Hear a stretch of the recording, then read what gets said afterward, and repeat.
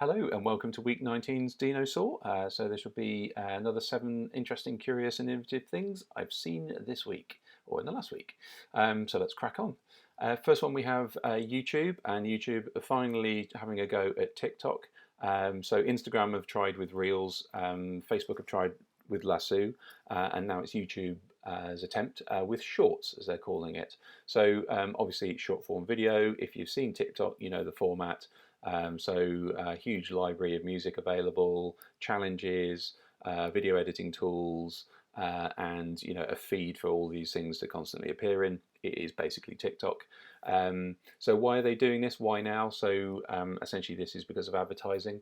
YouTube exists for advertising, that's its main revenue, and TikTok has been slowly nibbling away at short form video. So things is YouTube sort of going, okay, enough is enough, we're going to have a go at this. So whether it's too late, who knows? But another platform to potentially advertise on, but also watch that space. So watch out for YouTube Shorts. This one is, again, throw a few of these in occasionally. This is all about neuron computing. So you might have heard of neural networks, and these are essentially computers simulating the way the brain works with neurons. It's even better if you can actually just use neurons rather than simulating them. So this is what these chips are doing. There's a company in California, I think, that has managed to get 64 neurons on a small chip. There's now a company in Melbourne that has got 22,000 neurons on a chip. 22,000 neurons is about the same as a dragonfly's brain, for instance. So, it can do significant things. So, basically what they do is they either take actual mouse neurons or they take human skin cells and they essentially turn them, get the stem cells and turn them into brain cells, and put them in a grid on a piece of metal oxide, essentially a chip. And you can then sense each one of the neurons, whether it's an on or an off, or whether it's actually got activity or not. Now, the reason this is interesting is it actually mimics the brain. So when there is a calculation to be done, it is super efficient at finding paths to actually create multiple calculations at any one time. The main benefit of this is, yes, you can do multiple at the same time, but also it reduces the energy. So if you've ever sort of put a laptop on your actual lap, you'll notice it's really hot because the processors take a huge amount of energy. So this is really potentially going to revolutionize the amount of energy that chips use, but also the speed of them as well. So they're currently doing pretty well. Their use case is to try and play the game of Pong, so the two bats and a ball, and that's their use case at the moment. When they solve that, they know they're really onto something. So watch out for Neuron Computing. Google have been in the news in the last couple of weeks, again for all the wrong reasons. They have a computer vision library which is vast, and it's used by a huge amount of people, from webcams to classification of internet images, for instance. With COVID, people are using thermometers, and this was just a really interesting example of a wrongly identified image. Now, if you zoom out of this image, it was a guy. They're checking somebody's temperature in a lorry as they were coming into a compound, basically. The guy has dark skin, and therefore the algorithm classified it as a hand and a gun. When the researcher then researched, changed the skin color, it said it was a tool, not a gun. So the bias is still in there.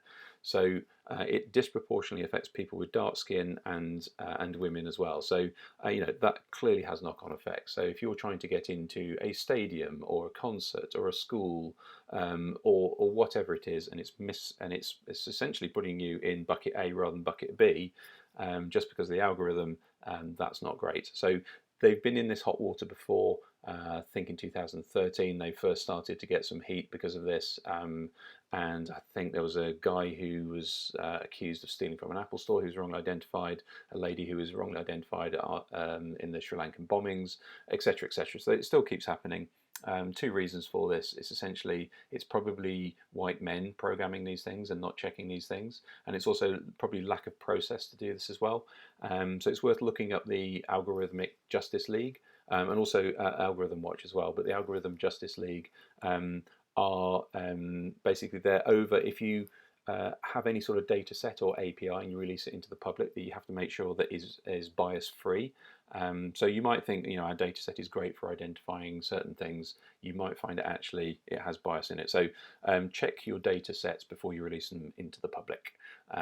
Yeah, COVID and Gatorade. So this is maybe just a 2 layers of PR that sort of add up to something interesting. But a couple of years ago, or maybe a year ago, Gatorade unveiled, they didn't release it, but they unveiled the Smart Patch. You can't get these, you can't buy them. I've tried. But if you went to one of their sports academies, then you could get one of these. It was part of what the athletes would get. It basically is just a skin patch. Stick it on your skin. It measures sweat and it measures electrolytes, and it communicates that through essentially near-field communication, NFC, to a smartphone. So if it detects you're dehydrated, it clearly recommends the right Gatorade drink to bring you back up to spec. Now, what they've recently unveiled is they're also trying to see if they can put a sensor on this to detect any antibodies to COVID. So, it might just be 2 layers of PR, and 2 wrongs don't make a right, but it might just be something interesting as well. Wouldn't it be amazing if there's a patch we could all just put on and detect whether we've come into contact or not. So yeah, it's interesting how they've dug into their little bag of interesting things to see what they can turn to the public good. Tesla have updated their operating system. I think the update is in America at the moment, and it allows it to look at traffic lights. You might have thought it did this already, but it didn't really, and this is actually quite a big shift. So before, it did all the good stuff, but essentially on one road. So it could do lane departure, it could do things slowing down, it could do object avoidance, and that's pretty much it, and come to a stop in an emergency. You still clearly had to be alert at the wheel.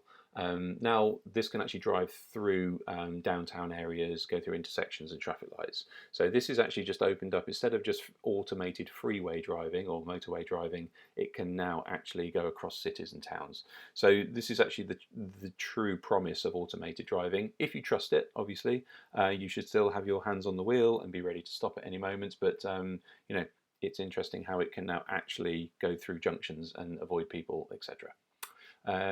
Yeah, Tesla. Borussia. So this is a German football team. If you are not familiar with football, quite frankly, I'm not familiar with football, but I do know it's not Dortmund.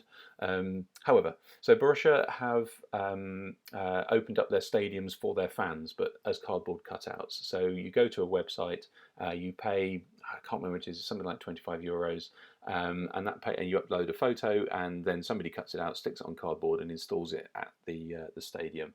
So should the games be played behind closed doors, then obviously the fans are there and ready. Obviously you're not going to get the sound, but it's a really neat little feature, basically. So have a look at that one, how people are trying to react to the lack of live sport.